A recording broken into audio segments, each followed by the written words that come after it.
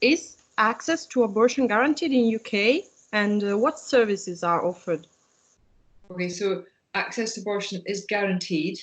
In 1976, the Abortion Act said under which circumstances we were allowed to break the law.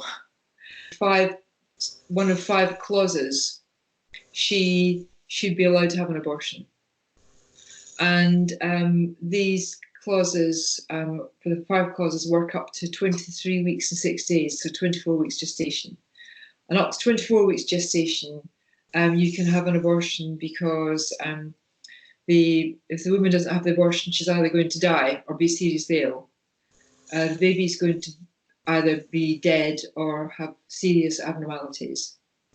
Or continuing with the abortion significantly affects the health and well-being of the mother or her existing children. Okay. From 24 weeks until the baby is born, the woman can have an abortion if it's a serious risk to her life, or the baby will be born with such significant abnormalities it would affect that baby's quality of life. So although abortion is legal, that sort of regulation makes it quite inaccessible, because it means that if you live someplace remote, you have to travel to a terrestrial site, a clinic. And all the regulations are around, we've tried and failed to change the regulations from when they were first written up. So it was great back in the day when there were surgical abortions, but it doesn't work for medical abortions, medication abortions. And so when medication abortion came in, effectively that meant that you had to travel to a clinic to swallow both sets of pills, which is ridiculous. But if you've got children, if you can't marry, domestic violence, all these things, if you can't get to the clinic to swallow this pill, then it's not accessible. So the abortion clinics have been very good at, some clinics were very good at teleconsultations and everything else, but they couldn't get round the women coming to the clinics to swallow their pills.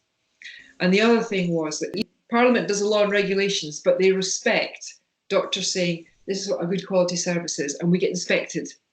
You get inspected at least once a year to make sure that your clinic is running well. And what about this last period? I mean, in Italy, the coronavirus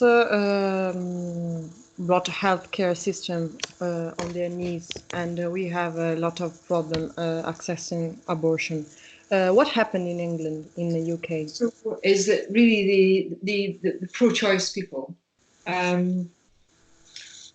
got together, and it just so happens that over the past 3 years, the president of the Royal College of Obstetricians and Ginecologists has been a woman who's been very pro-choice. So the big thing here is our Prime Minister said, stay at home, learn from the Italians, stay at home to protect yourself and to protect the health service. So there's a big lobby said, well, if you're trying to protect the health service, why are you making women leave their homes where they're self-isolating, possibly also for their own health reasons or health reasons in the family, and you're making them travel in public transport to go to the health service to possibly not infect just themselves and take the virus home, but you could be infecting our most precious resource, which are the healthcare workers. And we had a massive lobby, and the Minister for Health agreed to change the regulations to do 2 things. One is, up till now, doctors have had to be in a licensed unit to even prescribe the medication. Now, through telemedicine, they can work from home and they can prescribe at home. 2, there's always been telemedicine, but so you can continue with telemedicine. And 3, you can post out the medication to home. And England said, we're changing regulations just for 2 years. So the issue now is getting themselves organised to post out the tablets. Is this going to last just 2 years, or this is going to be the start of a new... Well, the anti-abortion lobby, the reason they didn't want 2 years worth is because they said, once you get it for 2 years, you'll never get it back again.